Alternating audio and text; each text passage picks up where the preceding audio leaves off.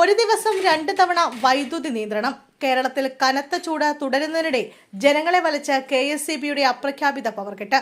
സംസ്ഥാനത്ത് load shedding ഇല്ലെന്ന് വൈദ്യുതി മന്ത്രിയും അധികൃതരും ആവർത്തിക്കുമ്പോഴും പീക്ക് സമയങ്ങളിൽ വൈദ്യുതി നിയന്ത്രണം ഏർപ്പെടുത്തുന്നുണ്ടെന്ന് സംബന്ധിച്ച് KSEB ഉദ്യോഗസ്ഥർ. പാലക്കാട് നെന്മാറ KSEB ഓഫീസിലെ ഉദ്യോഗസ്ഥരാണ് ഒരു ദിവസം 2 തവണ വൈദ്യുതി നിയന്ത്രണം ഏർപ്പെടുത്താൻ നിർദ്ദേശമുണ്ടെന്ന് വെളിപ്പെടുത്തിയത്.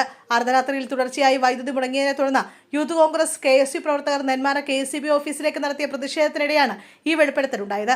ഇന്നലെ രാത്രി 12:30 വൈദ്യുതി മുടങ്ങിയതോടെയാണ് പ്രതിഷേധക്കാർ ഓഫീസിലെത്തിയത്. ആദ്യം നിയന്ത്രണത്തെക്കുറിച്ച് പ്രതികരിക്കാൻ തയ്യാറാകാതിരുന്ന ഉദ്യോഗസ്ഥർ പിന്നീട് പ്രതിഷേധം ശക്തമായതോടെ ലോഡ് ഷെഡിംഗ് ഉണ്ടെന്നും അത് നടപ്പിലാക്കാൻ തങ്ങൾക്ക് നിർദ്ദേശമുണ്ടെന്നും സമ്മതിക്കുകയായിരുന്നു.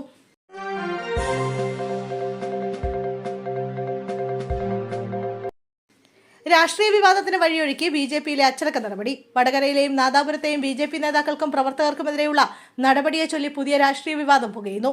നിയമസഭാ തെരഞ്ഞെടുപ്പിൽ 2 മണ്ഡലങ്ങളിലും വിമത നീക്കം നടത്തിയതിനാണ് 9 പേരെ BJP പുറത്താക്കിയതെങ്കിലും CPM തുടക്കം മുതൽ പ്രചരിപ്പിച്ചത് UDFന് വോട്ട് പറിച്ചതിനാണ് നടപടിയെന്നാണ്. കഴിഞ്ഞ ദിവസം CPM സംസ്ഥാന സെക്രട്ടറി MV ഗോവിന്ദനും ഇത് ഏറ്റുപിടിച്ചതോടെ തെരഞ്ഞെടുപ്പ് കാലത്ത് ഏറെ കേട്ട ഡീലാരോപണം വീണ്ടും ചർച്ചയായി.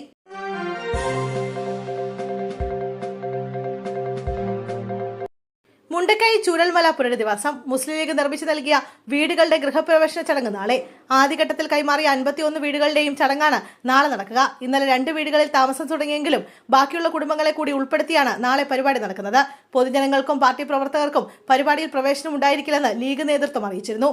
1.5 വർഷങ്ങൾക്കിപ്പുറം ദുരന്തബാധിതർക്ക് സ്വന്തമായി ഒരു വീടെന്ന സ്വപ്നം അവർക്ക് യാഥാർത്ഥ്യമാവുകയാണ്. ലീഗ് പ്രഖ്യാപിച്ച 51 വീടുകളിലും ആളുകൾ താമസം തുടങ്ങും. ഫെബ്രുവരി 28-ന് മുഴുവൻ പ്രവൃത്തികളും പൂർത്തീകരിച്ച് താക്കോൽ കൈമാറിയിരുന്നു. എന്നാൽ കുടുംബങ്ങളുടെ സൗകര്യത്തിനായി താമസം വൈകിയായിരുന്നു. ഈ മാസം 30 വരെ മറ്റു കുടുംബങ്ങൾ കൂടി ഇവിടേക്ക് താമസം മാറും.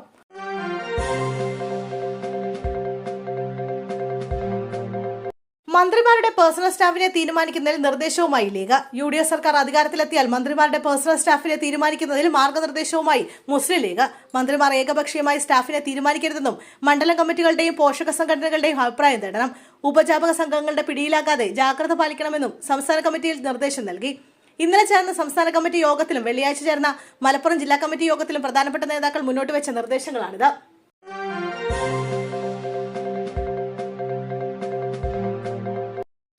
സംസ്ഥാനത്ത് പാമ്പുകടിയേറ്റ വീണ്ടും മരണം. തളിപ്പറമ്പിൽ പാമ്പുകടിയേറ്റ 65-കാരിയാണ് മരിച്ചത്. മുതുകടയിലെ നബീസിയാണ് പാമ്പ് കടിച്ചത്. പരിയാരം മെഡിക്കൽ കോളേജിൽ ചികിത്സയിലിരിക്കെ ആരോഗ്യനില വഷളായതിനെ തുടർന്നാണ് മരണം സംഭവിച്ചത്. ഒരാഴ്ചക്കിടെ സംസ്ഥാനത്ത് പാമ്പുകടിയേറ്റ് മരിക്കുന്ന 4ാമത്തെ ആളാണ് നബീസ. വീടിനകത്ത് വെച്ചാണോ പുറത്തു വെച്ചാണോ നബീസയ്ക്ക് പാമ്പുകടിയേറ്റതെന്ന കാര്യത്തിൽ വ്യക്തതയില്ല. വീടിനകത്ത് അവശനിലയിൽ കണ്ട നബീസയെ ഉടൻ തന്നെ തളിപ്പറമ്പ് സഹകരണ ആശുപത്രിയിൽ പ്രവേശിപ്പിച്ചു. പാമ്പുകടിയേറ്റ സമയത്ത് വീട്ടിൽ മറ്റാരും ഉണ്ടായിരുന്നില്ല. തുടർന്ന് ഗുരുതരാവസ്ഥയിലായതിനാൽ വിദഗ്ധ ചികിത്സയ്ക്കായി നബീസയെ പരിയാരം മെഡിക്കൽ കോളേജിലേക്ക് കൊണ്ടുപോവുകയായിരുന്നു.